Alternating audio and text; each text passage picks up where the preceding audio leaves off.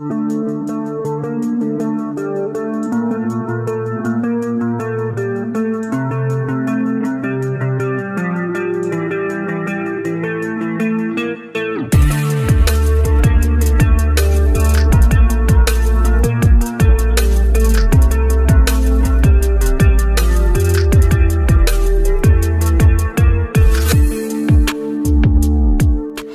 kawan-kawan semua, gimana kabarnya?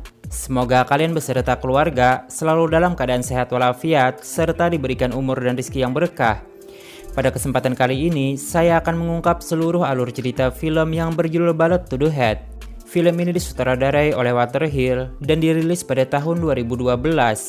Menceritakan tentang seorang pembunuh bayaran profesional yang membalaskan dendam kematian sahabatnya. Jadi tanpa berlama-lama, kita langsung saja masuk ke alur ceritanya.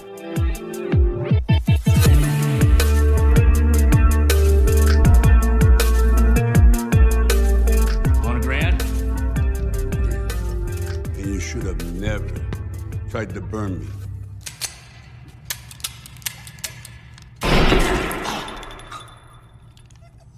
Di awal film, terlihat dua orang pembunuh bayaran bernama Jimmy dan Louis memasuki sebuah rumah untuk membunuh seorang pria bernama Hank.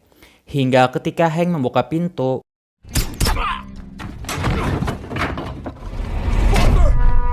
ketika memeriksa kamar mandi, Jimmy menemukan seorang PSK dengan tato macan di punggungnya. Namun karena kasihan, Jimmy pun tidak membunuh wanita tersebut.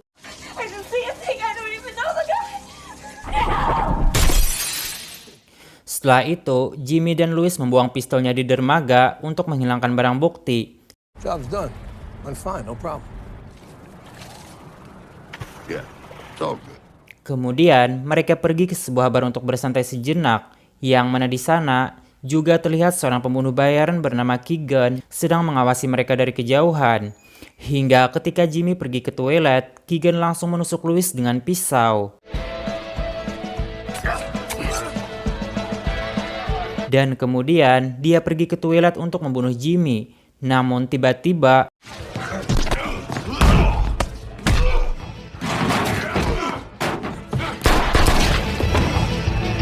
ketika ingin mengejar Keegan, Jimmy malah menemukan Louis, sahabatnya yang sudah tewas. Hingga akhirnya dia pun memutuskan untuk kabur dan bersembunyi di sebuah kabin pinggiran hutan. Then we got set up. Di sisi lain, detektif Kwan datang menemui kepala kepolisian bernama Le Breton untuk melakukan penyelidikan kematian Hank. Dan di sana, dia melihat seorang wanita dengan tato macan yang sedang memberi kesaksian atas kasus tersebut. I can't identify them. They wanted my clients. Went to LA, New York, or Vegas. Get in the shower. Di sini terungkap, ternyata Hank adalah mantan polisi yang telah mencuri kasus yang sedang dalam penyelidikan. Namun masih belum diketahui apa motif dari tindakannya tersebut. Di ruang otopsi, Kwan juga melihat mayat seorang pembunuh bayaran bernama Louis yang tewas tadi malam. Menyadari kalau itu ada kaitannya dengan kematian Hank, Kwan lalu meminta rekannya untuk memeriksa data latar belakang Louis termasuk orang-orang terdekatnya. Dan dari situ, dia pun menemukan sahabat Louis yang bernama Jimmy, yaitu seorang pembunuh profesional yang sudah 26 kali tertangkap namun selalu bebas. Take it we're looking for this Jamie Bobo? Kemudian, Kwan mengajak Jimmy untuk bertemu di sebuah bar. Kwan mengatakan bahwa dia tahu Jimmy dan Louis lah yang telah membunuh Hank, tapi mereka malah dikhianati oleh kliennya. Oleh karena itulah, di sini dia mengajak Jimmy bekerja sama untuk menangkap kliennya tersebut. Namun Jimmy mengatakan kalau dia tidak mau bekerja sama dengan polisi. Mendengar itu, Kwan pun memberikan nomor teleponnya jika nanti Jimmy berubah pikiran. Keluar dari sana, Kwan menyadari kalau dia sedang diikuti oleh dua orang pria mencurigakan. Dan dengan cepat, dia pun langsung berlari memasuki sebuah gedung.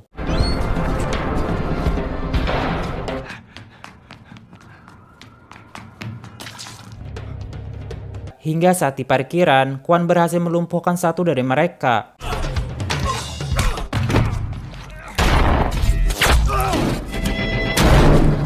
Kwan yang tersudut berhasil diselamatkan oleh Jimmy, yang setelah dicek, ternyata dua orang ini adalah anggota kepolisian.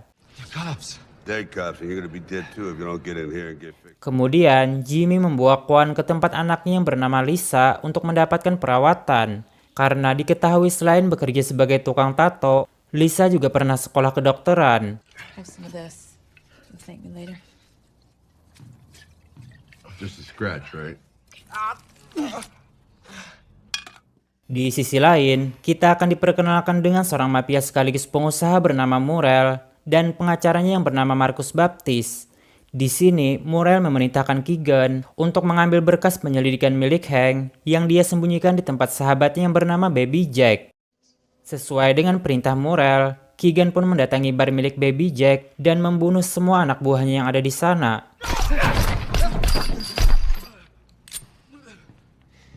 Setelah mendapatkan berkasnya, Keegan pun langsung pergi dari sana dan menyerahkan berkas itu kepada Murrell. Di sini terungkap, ternyata Hank menggunakan berkas penyelidikan ini untuk memeras Murrell.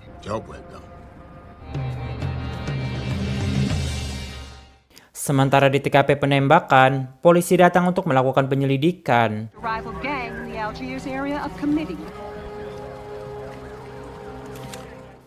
Di sisi lain, Jimmy memutuskan untuk bekerja sama dengan Kwon demi membalaskan dendam kematian sahabatnya. Jimmy mengatakan bahwa dia tidak tahu siapa dalang dari semua ini. Namun yang jelas, mereka mendapatkan pekerjaan itu dari seorang calo atau perantara yang bernama Ronnie. Mendengar itu, Kwon pun meminta rekannya untuk melacak keberadaan Ronnie. Born in El Paso, 6 feet tall. I got a hit on his credit card at a place called Maison. Setelah mendapatkan lokasinya, mereka pun langsung mendatangi Ronnie yang sedang berada di tempat spa. Setibanya di sana, Jimmy meminta Kwon untuk menunggu di mobil. Sementara dirinya akan masuk mencari Ronnie. Hey, you got 10 minutes and then I'm coming.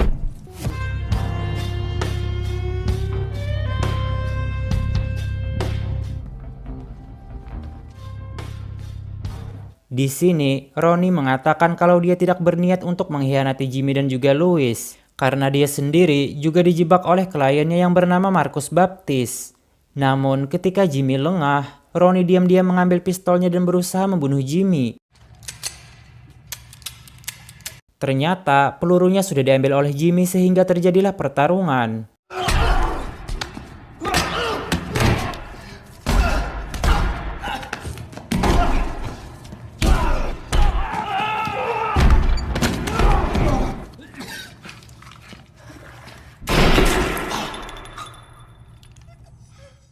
Keluar dari tempat tersebut, Kwon sangat marah kepada Jimmy karena sudah membunuh orang seenaknya. Namun, karena dia masih membutuhkan Jimmy untuk melakukan penyelidikan, ia pun terpaksa mengikuti cara kerja Jimmy. Di perjalanan, Jimmy memberitahukan kalau target mereka selanjutnya adalah seorang pengacara bernama Marcus, yang ternyata Jimmy sudah pernah mendengar namanya dari berita, dan mereka pun langsung mendatangi kediaman Marcus. Wow. Looks like Baptiste is having a party. Di sana, Marcus terlihat sedang mengadakan pesta besar-besaran di rumahnya, dan itu pun menjadi kesempatan bagi mereka untuk masuk dengan menyamar sebagai tamu.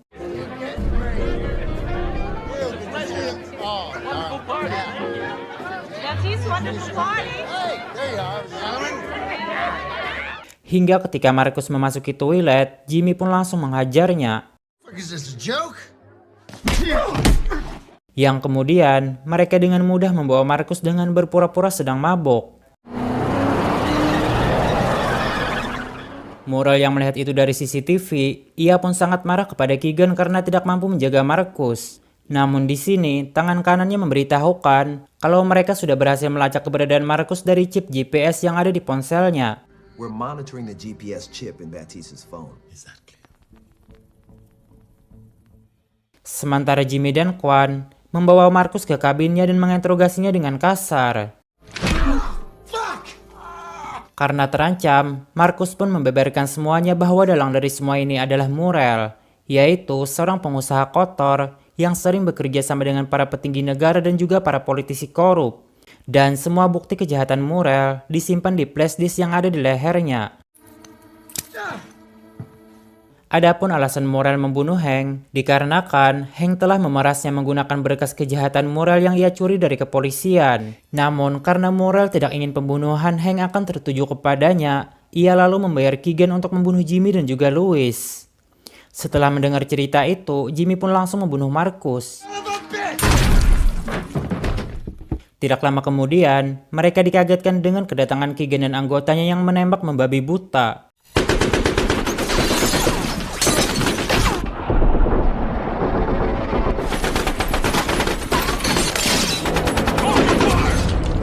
Setelah berhasil kabur, Jimmy pun langsung meledakkan tempat tersebut dengan bom yang sudah ia pasang sebelumnya. Namun yang tidak Jimmy sadari, ternyata Keegan masih selamat dari ledakan tersebut. Souvenir.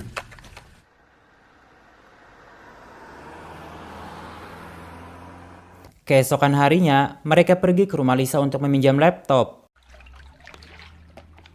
What are you doing here? Do you mind if I use your computer? Oh, that's cute.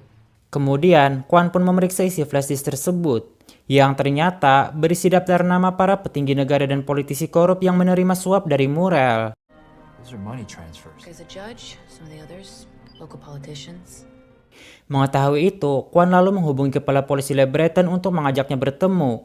Kwan mengatakan kalau dia sudah berhasil menemukan sebuah bukti penting yang akan mengungkap semua kasus ini. Flash drive with a list of all the payouts. As soon as I get back. Setelah itu, Jimmy dan Kwan pun pergi untuk menemui kepala polisi Lebreton. Namun ketika dalam perjalanan, terjadi sedikit perdebatan di antara mereka karena Jimmy berniat ingin membunuh Murrell untuk membalaskan dendam kematian Louis. Sementara Kwan sendiri hanya ingin menjatuhinya hukuman penjara yang membuat Jimmy sangat tidak terima. Sehingga Kwan pun memutuskan untuk pergi dan berhenti bekerja sama dengan Jimmy. Di lain sisi, Murrell mendapatkan info dari informannya bahwa Jimmy memiliki seorang anak gadis. Mr. Keegan, mobilize, as he would say. Malam harinya,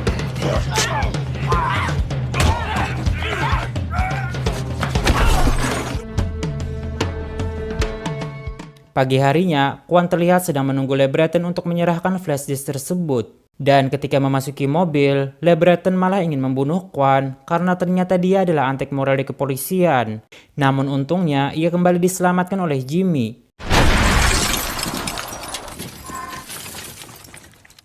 Saat pergi dari sana, Jimmy mendapatkan telepon dari Keegan yang memberitahukan kalau Lisa sedang bersamanya. Yang mana di sini, Keegan meminta Jimmy datang ke sebuah pabrik tua untuk melakukan pertukaran flash disk dengan Lisa. Touch her and I'll kill you with a fucking rock. Karena tidak ada pilihan, Jimmy pun pergi ke tempat tersebut demi keselamatan putrinya. Sementara Kwan menyelinap masuk melalui jendela atas gedung. Hey.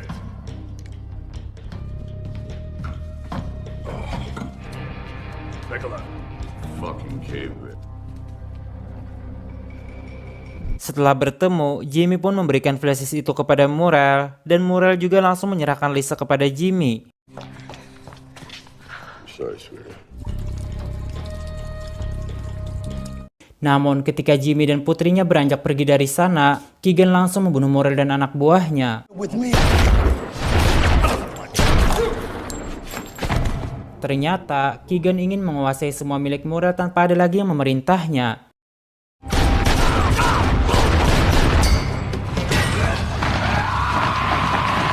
Sementara Jimmy menyuruh Lisa bersembunyi, karena dia ingin memburu Keegan untuk membalas dendam kematian Louis.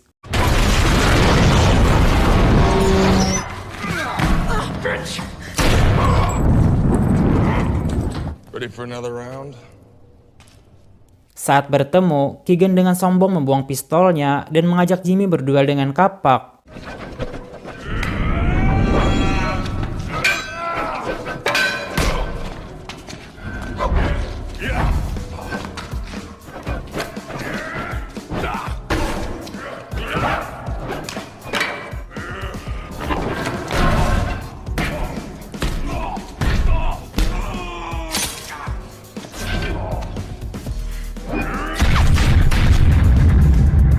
Setelah semua musuh sudah tewas, Kwan berniat ingin menangkap Jimmy, sehingga Jimmy pun memutuskan untuk menembaknya. Di sini, Jimmy menyuruh Kwan untuk membuat pernyataan palsu bahwa dia tertembak dalam upaya penangkapan Murrell bersama sekutunya, yang dengan itu Jimmy pun akan terlepas dari kasus ini. Didn't rat me out. Only trust them to be what they really are. So I knew I must have stayed clean. 2 minggu kemudian, Jimmy dan Kwon bertemu di sebuah bar. Kwon mengatakan jika Jimmy membuat masalah lagi maka dia akan menangkapnya. Dan Jimmy menjawab kalau itu tidak akan terjadi karena dia sudah berniat ingin tobat. That'll be the day. I got a big goal. Kemudian Jimmy pun pergi dengan mobil mewah dan memulai hidup barunya tanpa kejahatan. Setelah itu, film pun tamat. Oke, kawan-kawan semua, itulah tadi alur cerita film Bullet to the Head 2012.